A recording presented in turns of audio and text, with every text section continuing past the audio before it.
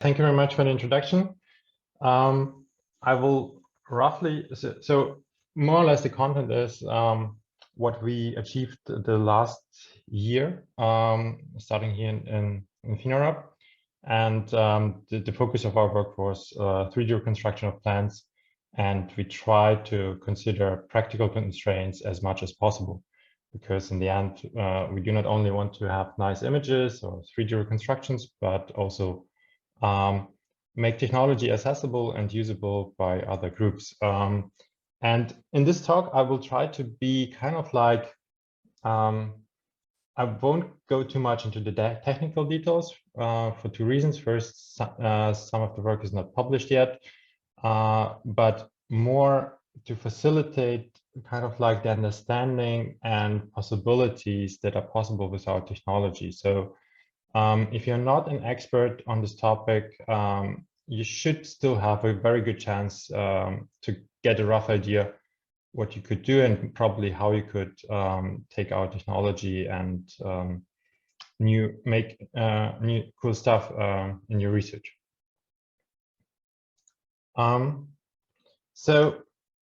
I've mentioned this on Tuesday already. So if we are asked, somebody would ask us to summarize what we are trying to achieve in 1 or 2 sentences, the answer would be, so basically we are trying to create a digital twin with affordable technology. So the idea is, if you are growing plants, you're running experiments, you use a 3D capturing technology, capture the plant once, do not bother too much about what you really want to measure.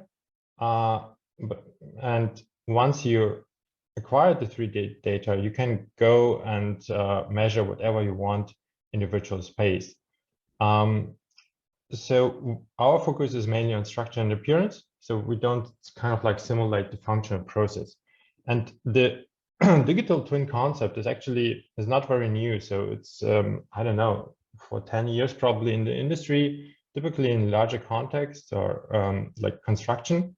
So you go, for example, on a site, you scan it, and later on you can pass over the data to different labs, and everybody can kind of like obtain the data he needs. So we want to bring this at a smaller scale, but for practical for many experience. So to summarize, what are the topics addressed by our group? So our current main focus is the 3D and 4D reconstruction, and especially there we target algorithms and pushing the algorithms to improve the quality. And I hope to focus in the near future more on data processing methods, so addressing also questions like compression, conversion, repair of 3D data. And during the last year, what we've noticed in different like conversations, so other topics that might be interest or relevant are virtual plants, where we focus again on structure and appearance, and some algorithm for 3D data analysis. And what this means, I will come up in like 10 slides. So sometimes it's also good to know what we are not doing, because to avoid confusion. So whatever has to do with functional plant modeling and simulation is definitely not core of our research. And we also do not design and interpret trials or experiments. So we want to be kind of as a more like seen as a technical partner to help to measure new things. We also happy like to run a few prototypes, but we will not design like field trials and experiments. And on the technical sides, so image-based AI or computer vision in 2D is also not core of our is not another topics the same as robotics. So let's move on to the actual topic. So what are the practical constraints? And I will start here with the phenotyping experiment. Many of you might have heard a couple of months ago. So it was an experiment presented by James Schnabel on the 21st of May. And so just a quick recall, the idea here was to create a 3D model of sorghum, in German Hirse, which looks very similar to maize, and compute here the leaf angles, and then correlate this with some genetic markers. So what so one kind of like detail in the experiment was, or the number of plants they measured was 366 plants and from 236 genotypes. And this is, depending on your background, just kind of like, this is what you expected, but it has very serious implications on the time frame you have basically to measure a plant. So if we have, you need 1 minute, for example, per plant, we'll need up to 6 hours just to measure every plant on this single day. And if we go, for example, to outdoor conditions, our temperature will differ quite large. The incoming light will differ quite large. And if we consider even wind, well, good luck. So we have to bring down actually the acquisition time per plant to 1 second, probably ideal, or even less, because then many other conditions like a change of temperature or the light angle will be kind of constant. And if we can bring it like down to 30 frames per second, like video recording quality, then we also don't have to worry about the wind. The second problem we have, or second constraint we have to take into account, is image resolution or data resolution in general. So those images are from the nutrition limitation experiment from Gabriel and Marian. So the original footage is like 40 megapixel, and if you reduce the resolution to 12 megapixel, you can still see most of the details of the plant here. But when you reduce it further, the images became very pixelated. And our experience is like something like 4 megapixel is the kind of like boundary where you still can get many details from any plants, but if you go below, it can work, but doesn't have to work. So in order to evaluate what systems are usable and not, we investigated a lot on different systems, tried to compare those things. I just briefly can briefly summarize the results. So what's nice about the very often used real sense, so you can have this 30 frames per second, so you can capture things in motion actually. And you can also capture different views at the same time, which is very valuable because you need different views to reconstruct the full plant. But the resolution is often a problem here. If you want to increase resolution, you basically have the chance, like only chance with custom solutions, custom cameras or video cameras.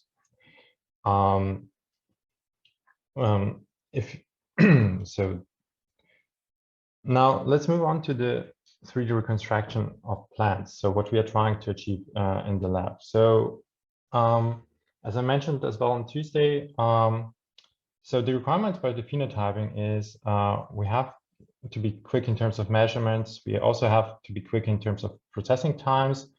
And what matters most are quantifiable indices. So something like leaf area index, biomass, or plant height.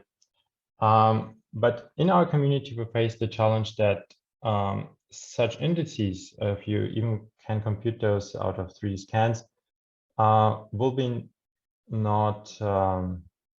will be very hard to publish. So people want to see more like high resolution 3D models, nice 3D reconstructions. And if you cannot achieve top-end quality, you would at least show some nice results with consumer hardware devices. So the question is, how can we combine the two things? And as I mentioned before, so the idea is to capture the plant once and create a digital twin afterwards. The second contribution, I think, and this is actually more a chance within PhenoRob, is that we want also to push the indices to quantify plants. So in the first generation, when you measured plants, you had a ruler, you couldn't measure the weight. In the second generation, 2D images appeared, so you could compute something like leaf area index, chlorophyll content based on the colors you measured. And now we are in the third generation where 3D is coming up. But I haven't heard so much about indices that really kind of like go beyond or take advantage of this 3D information. I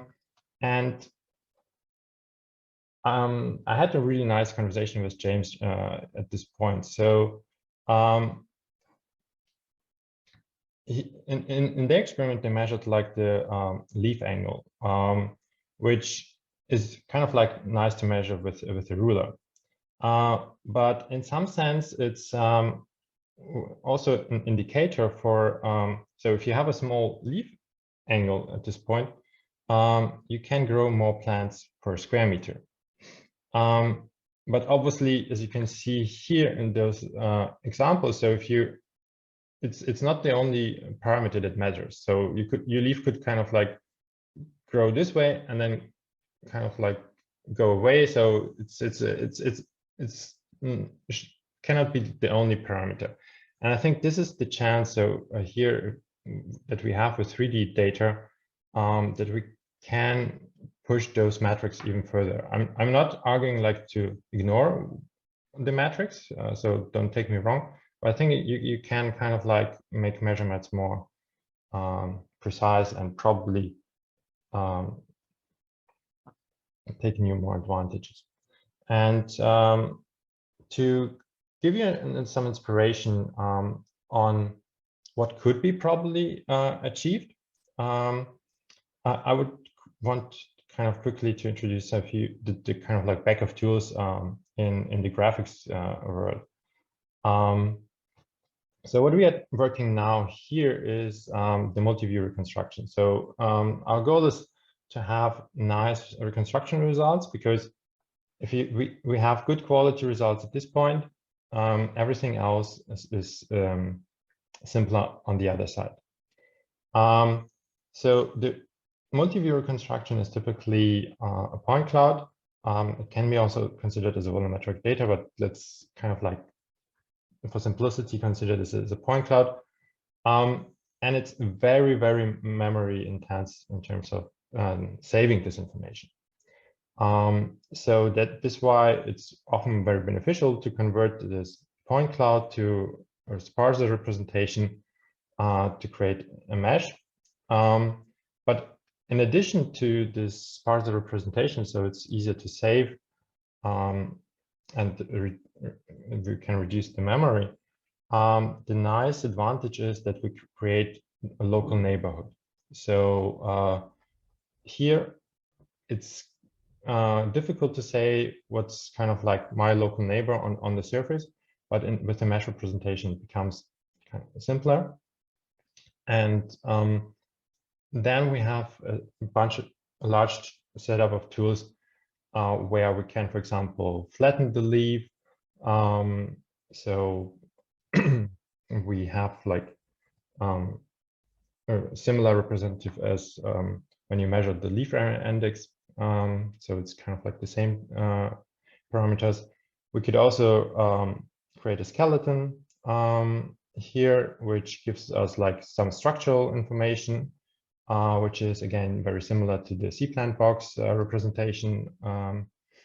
Or we can go for shape interpolations. So we can say like, okay, we have like different leaves, but they are all similar. and we can now like interpolate between the different things. And again, a parametric model, which helps us then to save memory.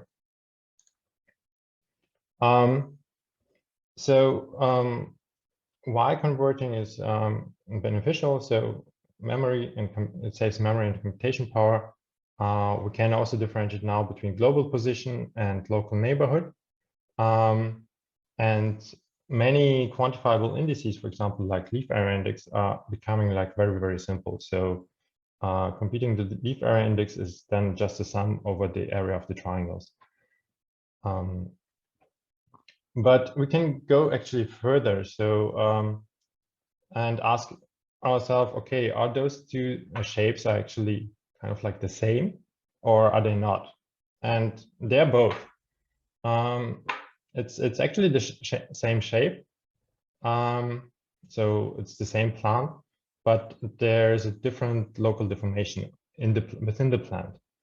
And this can help probably to differentiate between like, okay, is the change, for example, during a day cycle because of water stress introduced by normal kind of behavior? So there's water stress, so the leaves are hanging down, or is the plant kind of like growing? So you could differentiate between the two things kind of nicely.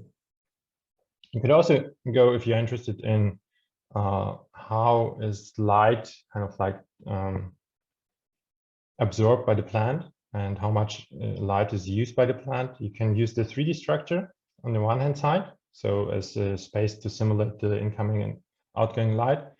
But since we have this kind of flattened leaves structure, you're going to compute the incoming radiance at the leaf structure for different canopy levels. So this is might be another application. Yeah, and I think if we manage like to kind of like combine the two things, so on one hand side, like getting higher resolution models and materials, and create out of this probably new quantifiable indices, we can bring something to the phenotyping community, and at the same time we try to reconsider the phenotyping requirements, so also from practical experiments as much as possible, to develop the methods in a direction where they can be really used. And we identified within our groups like two different directions. First of all, the reconstruction should be quite fast and low cost, because as shown in the previous experiment, so one capturing device is definitely not enough within PhenoRob. Different groups prefer to capture data by their own. And if you want to put this at scale, the devices to capture like 3D information data must be affordable. So, and why we want to capture things fast? Well, then we can, if we can capture the motion of a plant, for example, we don't have any issues with day cycles or growth cycles. And we built a prototype. At that time, we were not aware that the recent sensors might be probably too low with regards to resolution. It works for single plants, small single plants. But the nice thing it can really capture the plant in motion. And we figured out that the built-in algorithm actually does not work. So the data provided by the built-in algorithm, pushing this further down the pipeline, creating a 3D mesh would not be sufficient. There's too much noise, there are too many outliers filtered out, and it can work for plants which has like big leaves, but more often it's very frustrating because yeah, the noise is just too big there. And we are kind of like getting closer and closer to a custom stereo matching algorithm where even the input data of the real sense can deliver at least reasonable quality. So here again is the resolution.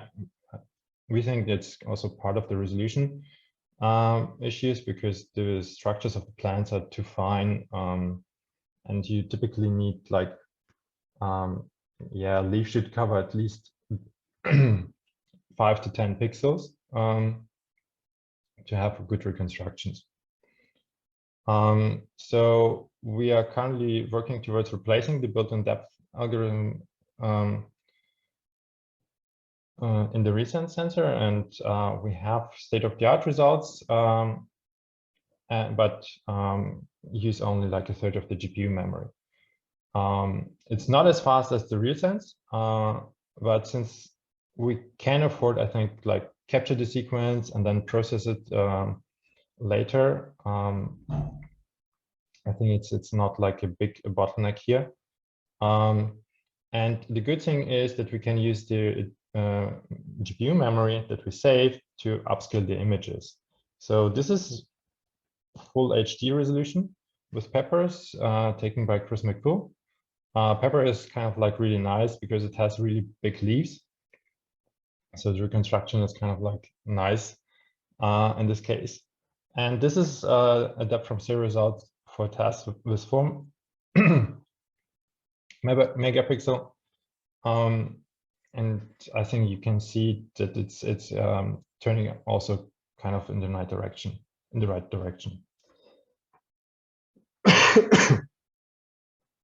So we envision that this technology could be used for small, affordable multi-view setups, but also could facilitate handheld scanning devices where you just take something like the Resense camera or maybe like a follow-up device and go in the field, capture probably a few leaves that you really have to, and have your data already collected.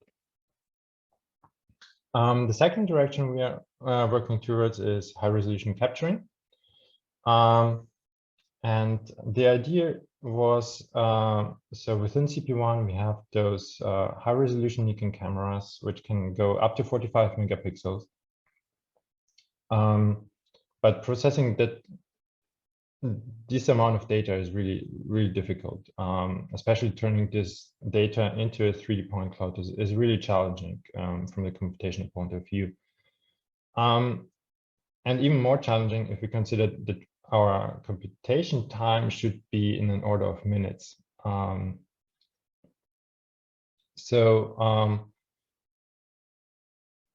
We had a look and we think that photometric stereo could be like an interesting option for at least some use cases, because it facilitates still capturing times which are less than a second. And on top to the high resolution, you get also the material properties. So what do I mean by material properties? So if you are familiar with 2D capturing of plants, so sometimes depending how your light is, the color might be different. So you have some specularities, so white areas that shine and are polished. And by material, so you can basically compute the original color. So the color distribution is more uniform. And you also can compute where on a local level where shininess is big and where it's small. The idea itself is not very new. It's kind of very popular in the graphics community and has been there for, I don't know, several years, probably decades. And the way how it works is, so you typically have some kind of like cage environment, so multiple lights that are turned on and off while you capturing the object. So in the end, you have captured the object at different lighting conditions. And this information is then used to create the very detailed maps.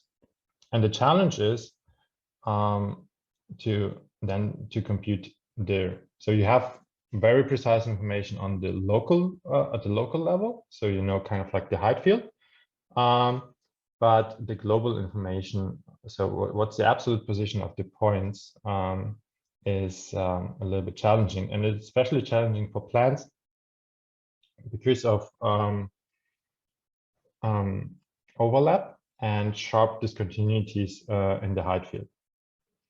So to test whether we can accomplish this thing, we built a virtual prototype, rendered this plant at different lighting conditions, and this is the reconstruction. And what I really love is that you see all those kind of details in the plant. So you can really go to an, I would say, probably insane level of detail. So here's, oops, the same point cloud, just from different views. The video decoder does not like the fine details, so I apologize for this.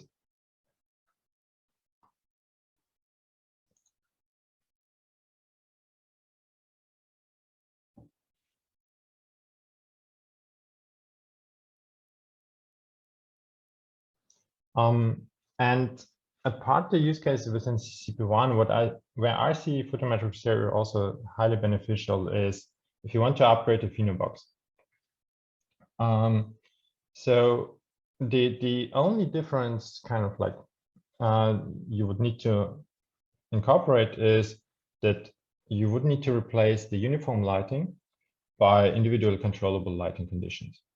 And instead taking one image, you would need to take probably up to 10 images.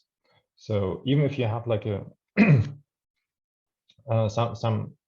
so it means if you have some PhenoBox devices, you can kind of easily and at a reasonable cost upgrade your device and get a really nice 3D reconstruction hardware. So with this, thank you very much. And I'm happy to take any questions you have.